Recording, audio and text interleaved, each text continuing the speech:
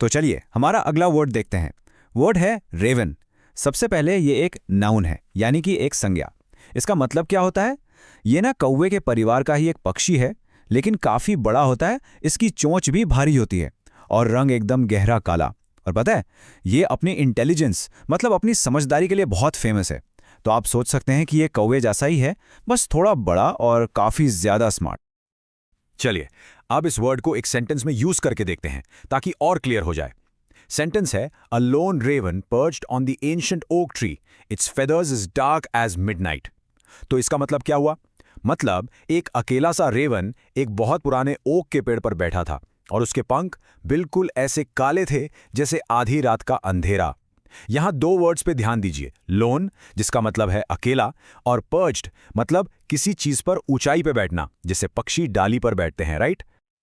Okay, एक और example देखते हैं। ये थोड़ा इंटरेस्टिंग है। The wizard's companion was a clever raven that could mimic human speech. इसका मतलब है कि एक जादूगर का साथी एक बहुत ही क्लेवर यानी चालाक रेवन था जो इंसानों की आवाज की नकल कर सकता था। सोच के देखिए, आपने मूवीज या फैंटेसी स्टोरीज में जरूर देखा होगा, राइट, कि विज़र्ड्स के पास ऐसे स्मार्ट बोलने वाले पक्षी होते हैं। तो यहां मिमिक का मतलब है नकल करना।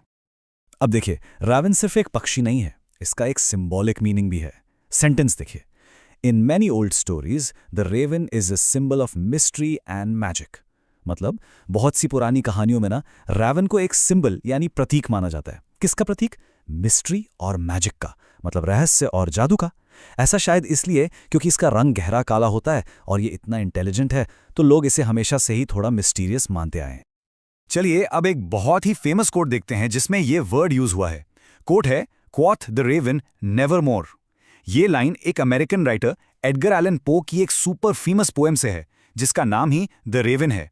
इस पोएम में बेसिकली एक रेवन एक बहुत दुखी आदमी के पास आता है और उसके हर सवाल का बस एक ही जवाब देता है, नेवर मोर, जिसका मतलब होता है अब और कभी नहीं। काफी डीप है ना?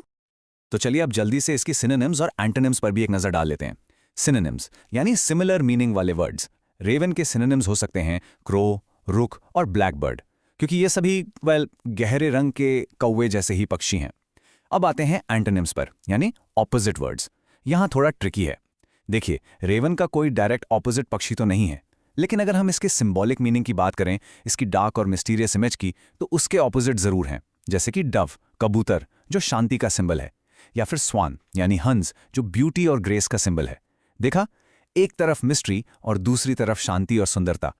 बस आज के लिए इतना ही। मिलते हैं नेक्स्ट वीडियो में। Happy learning. Bye bye.